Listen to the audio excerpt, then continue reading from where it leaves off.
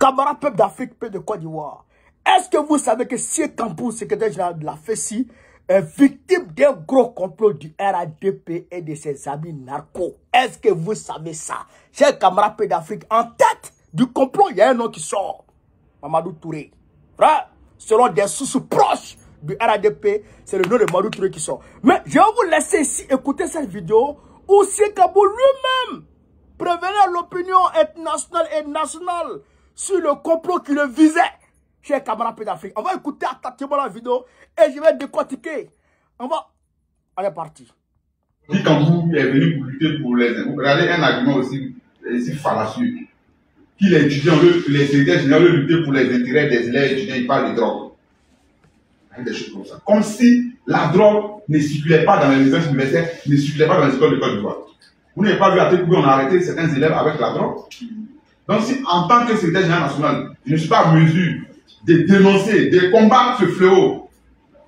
Mais pourquoi je vais dire que non, je lutte pour les intérêts des élèves étudiants? Pourquoi je vais dire non, je veux vraiment que nous, on soit une relève sûre. Si on n'est pas en mesure de critiquer ce qui n'est pas bon.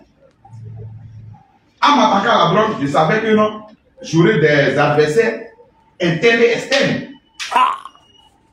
Mais j'ai l'impression que c'est ce qui sort. Ceux qui contrôlaient ces canaux mafieux là, c'est eux qui sortent maintenant. On recrute. À tout le monde, je vous parle, on est assis ici. Mais les gens sont en train de recruter dans la rue pour venir faire de la violence à l'université. Les badauds n'ont jamais gagné une guerre, un combat à l'université. Quand ils vont venir, on va pas s'asseoir pour les regarder. Et vous allez penser que c'est la physique qui est en train de faire de la violence. Or, nous serons en train de nous défendre. Donc, j'informe l'opinion nationale et internationale. Depuis quand? Parce qu'on a tellement de preuves, des audios, des enregistrements de ces pseudo-seigneurs qui disent que non, mais Kambou ne peut pas être comme ça, il ne peut pas faire ce qu'il est en train de faire, il faut. Non, je suis désolé. J'ai pris un engagement devant la nation ivoirienne de ce qu'on veut faire la mue de l'organisation, on voudrait ramener notre organisation sur un chemin citoyen. Mais quand on parle de chemin citoyen, c'est de rester loin de la drogue, c'est de rester loin des ventes de champs, c'est de rester très loin des fonctions sur la bourse. C'est ce que nous tentons de faire. Sinon, si je voudrais faire comme eux, si je voudrais faire du mécanisme syndical, ici, je sais que tout ce que je viens de dénoncer, ce qui rentre, il y a une partie qui revient au secrétaire général national. Il y a une partie. Que vous-même vous partez mener vos investigations pour comprendre le fléau. J'ai découvert beaucoup de choses graves. Qu'est-ce que ça va à la tête de l'organisation? En 3 mois déjà, les gens sont... C'est comme si on a jeté un caillou dans un poulailler qui contient beaucoup d'œufs. C'est ça, non? Les œufs. Ça crie partout. Quand vous êtes devenu subitement l'homme à battre. Parce que c'est le Seigneur dont j'étais encore le nom. Parce que le jour où je vais essayer de dire son nom, c'est avec tous les enregistrements qu'on était sur lui, tout ce qu'il dit. Tous ces recrutements qu'il va faire dans la rue, lui, un élu local, qui devait se concentrer sur comment défendre les intérêts de sa population, mais qui est concentré sur d'autres choses. Je persiste qu'il s'apprête. Parce que quand la quiétude à l'université sera perturbée, la quiétude chez lui sera perturbée. S'il le faut, on va se rendre à l'Assemblée nationale. Écoutez! Je ne pense pas que cette personne soit élue pour ce qu'il veut faire à l'université. Je suis désolé. Notre organisation est une organisation de lutte. C'est qu'il a de savoir. Et nous n'accepterons point que qui que ce soit puisse nous intimider dans notre marche. Sur le chemin de la défense des intérêts des élèves étudiants de Côte d'Ivoire. Non. Quand on a pensé à la graine de chat Hélène, les gens ont voulu nous intimider pour dire que c'était une question politique. Mais vous tous, vous êtes là, vous êtes des hommes de la presse, vous avez vu comment nous avons résolu le problème. Est-ce que ça a été une question politique? Quand on a pensé à la question des KDS, les gars ont dit que c'était une question politique. Tel que nous avons mené la démarche chez vous, c'est une question politique ça? Est-ce que ce n'est pas un problème qui est avéré? Quand des gens s'élèvent, ils prennent l'argent des élèves, des étudiants, Ils veulent entreprendre. Et puis, le contrat n'est pas respecté. Quand on dénonce cela, quand on demande ce qu'ils ont investi, leur soit restitué. C'est mauvais ça. Vous avez entendu? Vous avez entendu, chers camarades? Vous avez entendu, non? En réalité, le gars, il s'est attaqué au système mafieux de vente de drogue et le contrôle des politiques sur la FESI. Il a dit non, la FESI ne sera manipulée par personne. Primo. Secondo, il a dit il n'y aura pas de vente de drogue ici. Je vous dis une chose. Je vous dis une chose. Au nom de Dieu, j'ai cherché à avoir le numéro de Kambou. Moi, j'ai essayé. Je n'ai pas eu. Je n'ai pas eu son numéro. Le gars, c'est que le gars, il a mis une barrière entre lui et les politiques. Et donc, d'une part, c'est ce qui faisait mal au RADP. Mais comment ils font? Ils n'arrivent pas à contrôler la FESI. Mais s'ils n'arrivent pas, eux, à contrôler la FESI, c'est que la FESI est contrôlée par l'opposition. Ouais, voici leur conception déjà. Voici leur analyse. Si la FESI n'est pas contrôlée par le parti au pouvoir, eh bien, c'est qu'il est contrôlé par l'opposition. Donc, la FESI joue contre eux. D'une part. D'autre part, la FESI, quand il est arrivé, Kambou, il a renoncé à beaucoup de choses. Les ventes de chambres à l'université. Il a renoncé à ça. Le prélèvement des quotas de la FESI sur les bourses. Il a renoncé à ça. C'est ça qu'il est en train d'expliquer là. Il a renoncé à ça. La drogue. Il a combattu ça. Parce que il ne veut pas que le milieu estudiantin soit utilisé comme, je dirais, un ghetto. Un ghetto.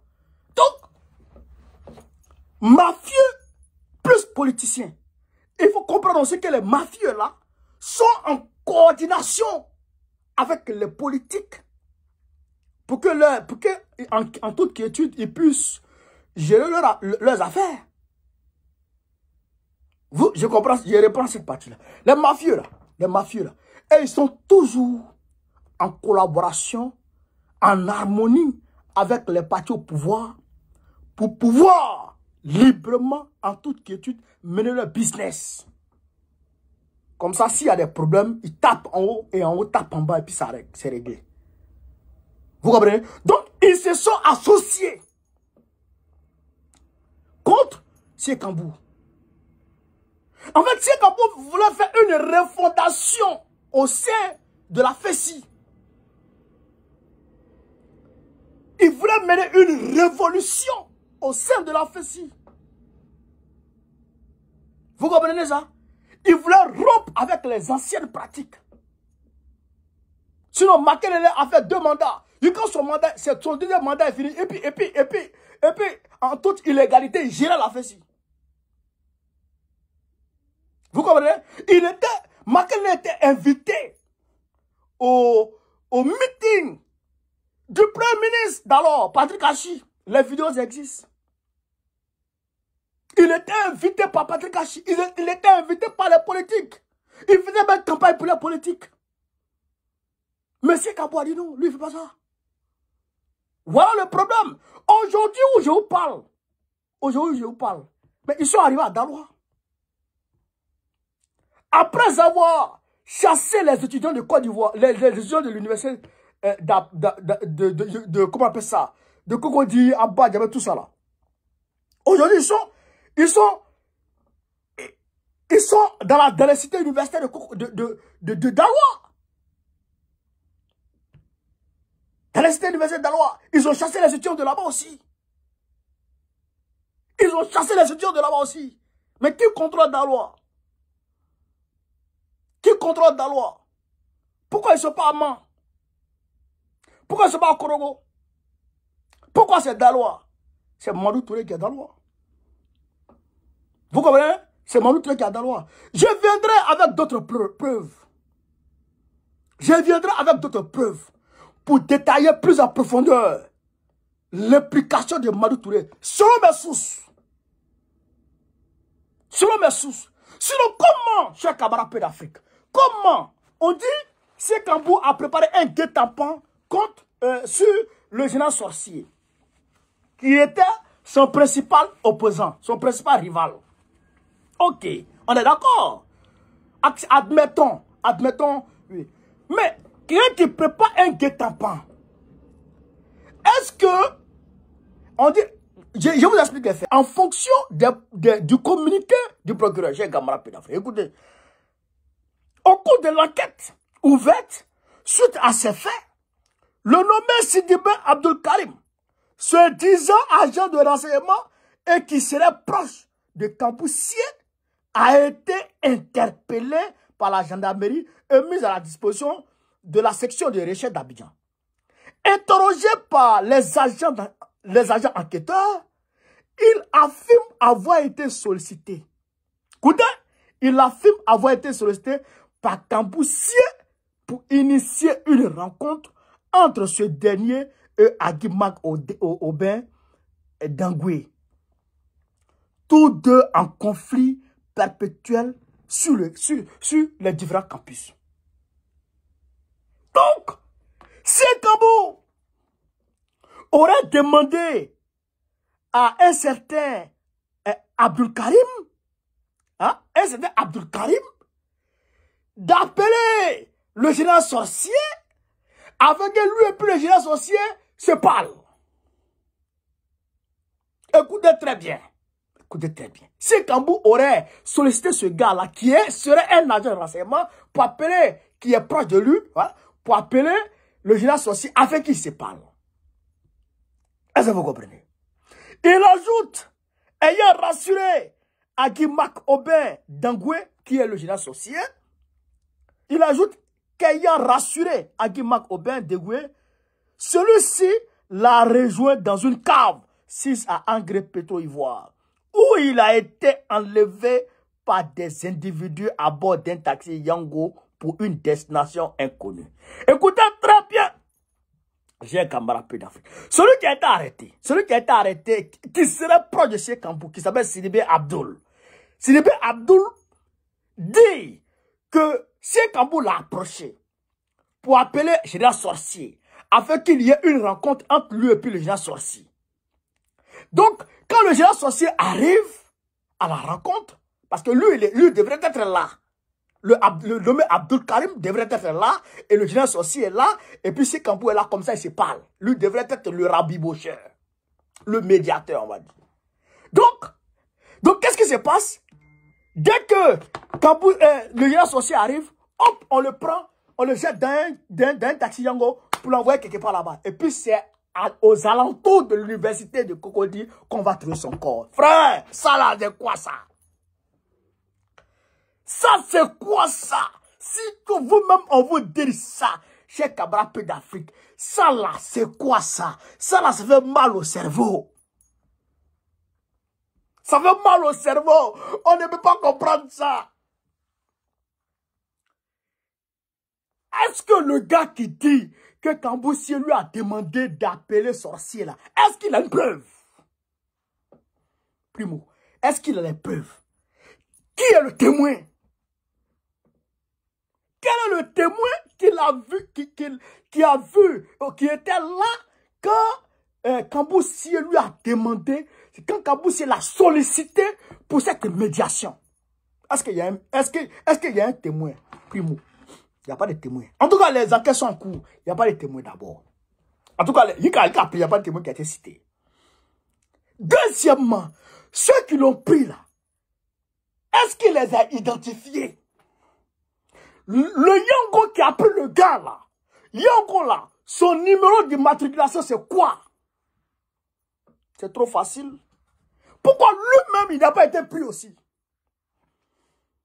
Pourquoi lui-même n'a pas été pris aussi? Tiens camarade. Et si Général Sorcier, et si Kambou devrait faire quelque chose au Général Sorcier, Pourquoi Sié Kambou ne se rendrait pas chez le général sorcier dans son université là-bas pour aller faire quelque chose? Et puis, c'est un guet-apens, il a organisé. Et puis, ce guet-apens-là, on le prend. Jacob, d'un film western, alors, d'un film de vente de drogue, un film de gangster. Voilà, le gars, il est là, et les deux sont assis. Et puis, mais où tu l'as pris? Dans le cave où tu étais assis là. Dans le cave où il est venu là, à Angers là. Mais, propriétaire de cave là dit quoi? Et puis, c'est quelle cave? Donnez-nous le nom de la cave. Le propriétaire de cave l'a dit quoi? Il a vu quelque chose.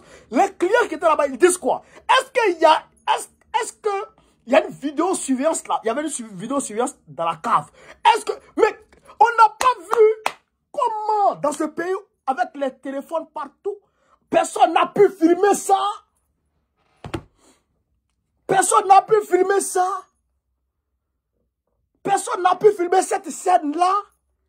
Pour nous montrer ça, c'est doï. C'est doï. C'est faux. Sié Kambou est victime du complot de Madou Touré et ses gars. De RDR et ses amis narcos. Comme ils savaient que Sié Kambou était en conflit avec ce gars et qu'ils étaient farouchement opposés. Mais ça a toujours été comme ça dans la fessie. Toujours, ça a toujours été comme ça dans la fessie. Ça a toujours été comme ça dans la fessie.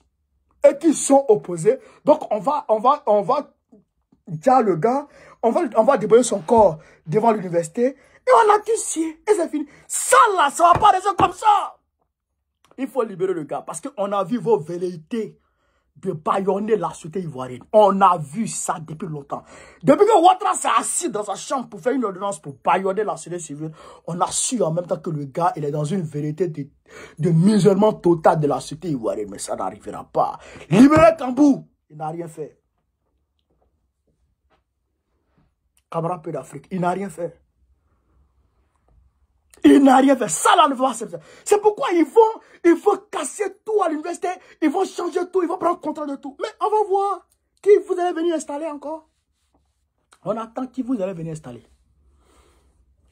On attend. Qui vous allez venir installer. Ils disent, mais Fessi est supprimé. Ok, Fessi est supprimé. Il n'y a pas de drap. Suspendu, non. Il n'y a pas de drap. On regarde. On regarde. Camarade peu d'Afrique. Partagez cette vidéo. Je viendrai avec d'autres vidéos. Yanni, avec les cils, on est ensemble. On est ensemble. Et voici notre doyen, le camarade Dosso, le ministre Dosso Rodel. Pour rien comme ça, on dit tentative d'assassinat. Pour rien comme ça, on dit tentative de coup d'État. Pour rien comme ça, complot de coup d'État.